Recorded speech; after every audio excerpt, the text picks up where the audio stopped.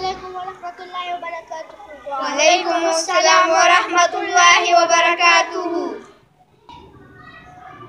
میں آپ لوگوں سے چند سوالات پوچھنا چاہتی ہوں، کیا آپ مجھے جواب دے سکتے ہو؟